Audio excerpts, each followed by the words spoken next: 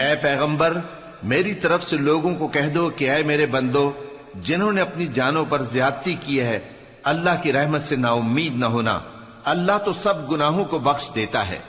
बेशक वही तो है बड़ा बख्शने वाला, बड़ा मेहरबान। और इससे पहले कि तुम पर अजाब आ वाक़े हो, अपने परवरदिगार की तरफ रुजू करो और उसके फर्माबरदार हो जाओ, वरना बाद में तुमको मदद नहीं मिलेगी।